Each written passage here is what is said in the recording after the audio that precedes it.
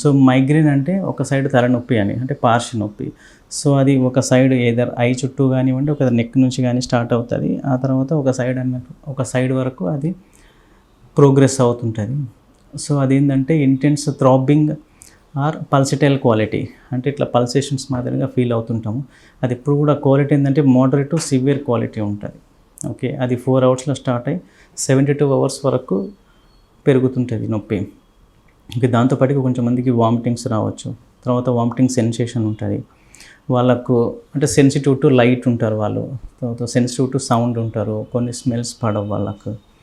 Okay, so ఇలాంటి symptoms. తర్వాత కొంచెం మందికి మైగ్రేన్ ముందు ఒక రకమైన సిమ్టమ్స్ ఉంటాయి. సో దాన్ని ఆరా అంటాం.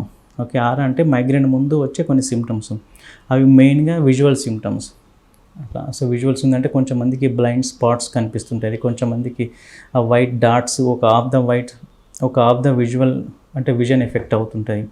కొంచెం మందికి జిగ్జాగ్ లైన్స్ అనేవి అంటే సిల్వరీ లైన్స్ అనేవి కంటి ముందు పోతుంటాయి.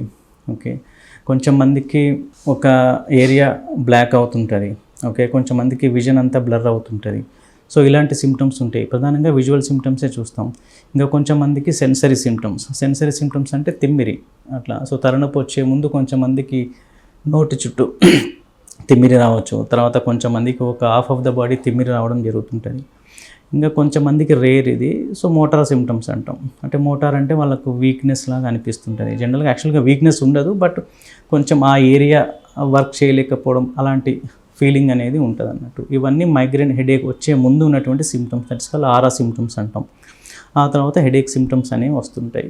మైగ్రేన్ అసలు ఇప్పుడు ఈ హెడేక్ వచ్చినప్పుడు దీన్ని మైగ్రేన్ అనేది ఎలా మనం డిసైడ్ చేస్తాం? ఇప్పుడు వచ్చిన హెడేక్ మైగ్రేనా లేదనేది ఎలా డిసైడ్ చేస్తాం? సో దానికి ఒక క్రైటీరియా, అంటే ఇంటర్నేషనల్ హెడేక్ సొసైటీ అనేది ఒక క్రైటీరియా అనేది పెట్టింది మనం మైగ్రేన్ డయాగ్నోస్ చేయడానికి.